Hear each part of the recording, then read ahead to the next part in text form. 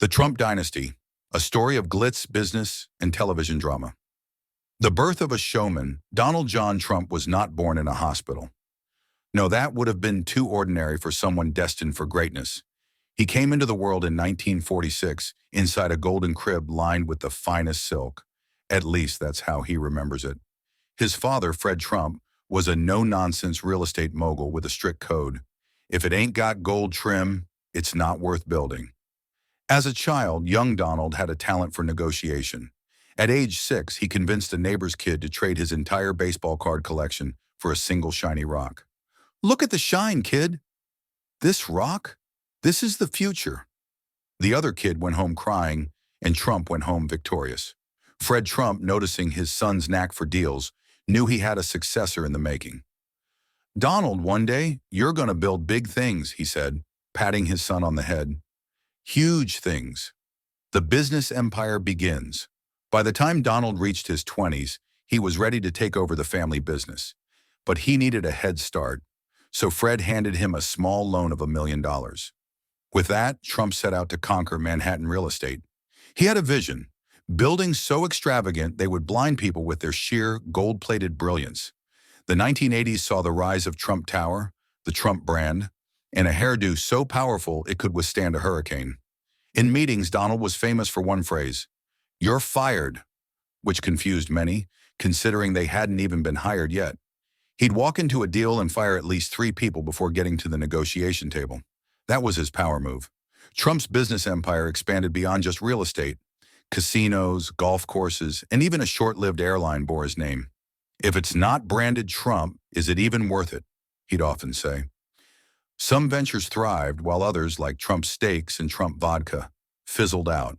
But in the world of Trump, every failure was merely a learning experience. The Apprentice Era. By the 2000s, Trump had conquered buildings, casinos, and steaks. So what was left?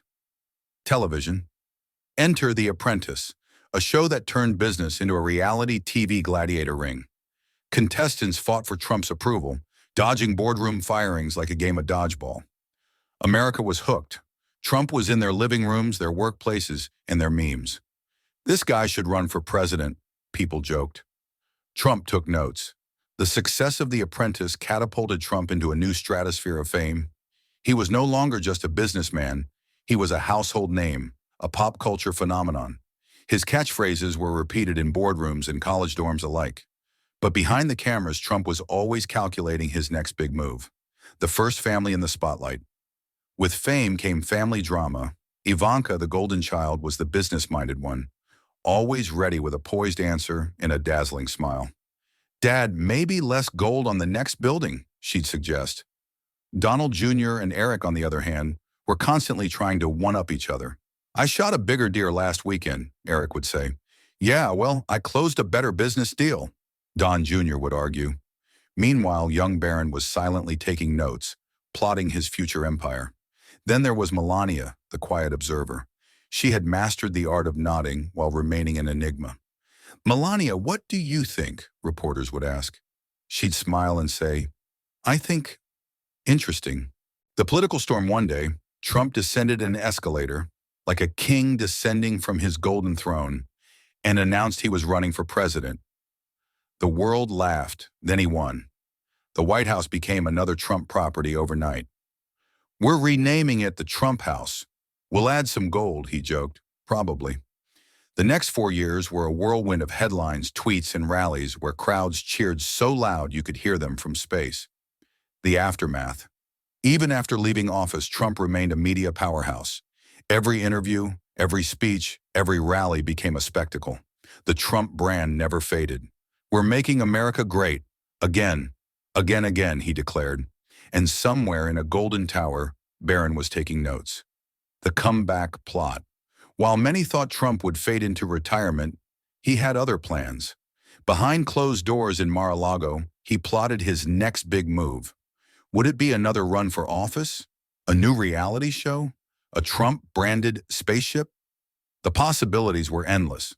Meanwhile, Ivanka explored a political career of her own, navigating Washington's corridors with the same finesse she used in the boardroom.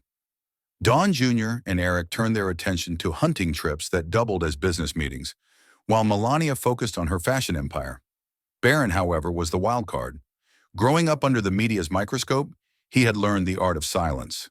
But rumors swirled. Was he quietly assembling a digital empire? His father often hinted, Barron, very smart kid, tremendous brain. He's going to do big things, huge. The legacy continues. As time went on, the Trump dynasty solidified itself as one of America's most talked about families. Business, politics, and entertainment blurred into one. Whether it was a new Trump tower rising in Dubai, a controversial tweet shaking up the news, or another book deal, the Trumps remained in the spotlight. The media never stopped covering them, and they never stopped giving them something to cover. Donald's every word sent shockwaves through the country, while his family navigated the balance between loyalty and ambition. And somewhere in the distance, an escalator waited, just in case another grand entrance was needed. The end, or just the beginning? Because with the Trumps, you never really know.